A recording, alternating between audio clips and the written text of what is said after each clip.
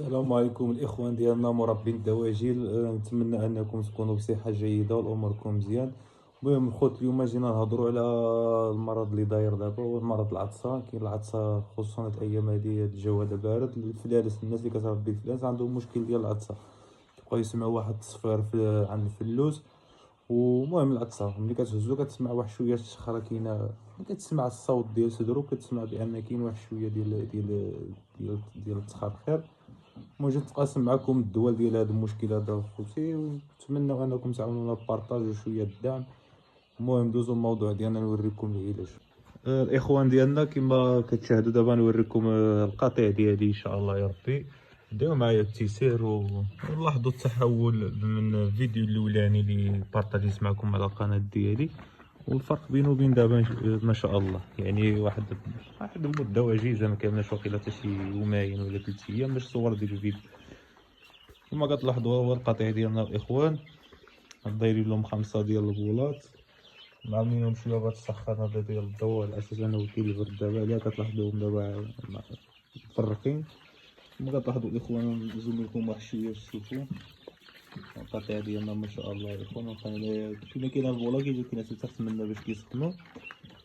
المهم الاخوان ندوزو الموضوع ديالنا ديال اليوم، هو مرض ديال العطسه. بزاف منكم الاخوان هاد الايام هادي كيتشكى من مرض ديال العطسه عند الدجاج، عند الفلوس، عند كلشي. تقدروا تلاحظوا دابا، تقدروا تسمعوا كاع هاد الصوت هذا ديال العطسه. المهم الدواء الاخوان هو هذا، باش نوريكم باش تعرفوا ديتاي. الاسم ديالو اخوتي التادوكس، وهذا اتلادوكس بي، وهذا الاخوان. وهذا كيجي شاسية. طريقة الاستعمال الاخوان، كتشدو من الشرابة، هاد الشرابات هادو كبارين، من الشرابة معلقة ديال دانون صغيرة، معلقة صغيرة ديال دانون، معلقة في نص الشرابة.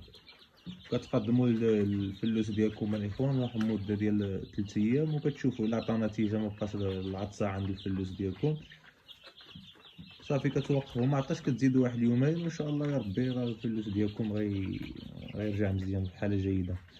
المهم انا هذا الدواء هذا اول نهار غنقدمو، دابا راه حاليا ولا كاين في الشرابات. هذا هو اول نهار غنقدمو، حيتاش لاحظت الفلوس كيعطس بزاف. كنبدا صراحه الاخوان في الاول غير واحد شويه، دابا كيبان لي بان كثر هاد العطسه هادي.